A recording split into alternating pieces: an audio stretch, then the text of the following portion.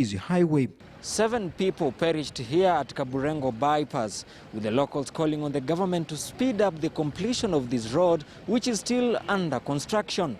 Will KTN News, Kaburengo. We'll continue to keep you up to date with that story there. Now, ODM leader Raila Odinga has defended his party's position, calling for an audit of COVID-19 funds. Raila says a forensic audit is the only way the country will know the truth on the alleged theft of billions of shillings. In a statement, the ODM leader says the party will not defend anyone found to have benefited from the COVID-19 funds.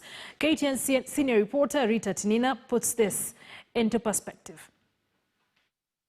We gather that the DCI has been called into KEMSA to investigate these matters.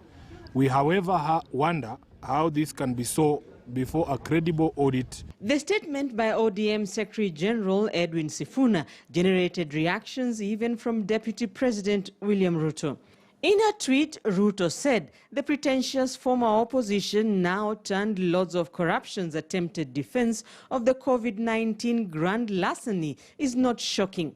It confirms the worst of Kenyans' fears that their side of handshake was never interested in people's good, but opportunity to loot. What a shame, says Ruto's tweet. Others called on Raila Odinga to come out clear on the party's position on COVID-19 funds. For every dog that barks, there is a honor.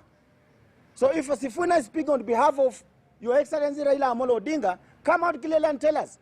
And the ODM leader has done exactly that. In a statement, Raila Odinga says the position of the party in the current allegations of corruption in COVID-19 related resources is that the government needs to conduct a thorough and urgent audit of all the funds that have been put at the disposal of various state agencies, departments and ministries to fight the pandemic, with a view to establishing the facts on usage of such resources. The ODM leader says the party has always advocated for the systematic approach to fighting corruption. In his statement, Raila Odinga says as matters stand now, none of the people taking to the podium or social media to condemn theft of funds has any evidence. The so-called condemnations of theft could well be part of a cover-up. Our experience in this country is that the best way to bungle and cover up corruption investigations is to have many different voices, each with its own version of truth, says the statement. ODM will not defend anyone, including members or relatives and friends of its officials found to have benefited from funds and other resources meant for fighting the coronavirus pandemic, says Raila. In Nakuru, a group of human rights defenders took to the streets, protesting the alleged misappropriation of COVID-19 funds. But the demonstration didn't entirely go as planned. Police dispersed the demonstrators. 5 people were arrested.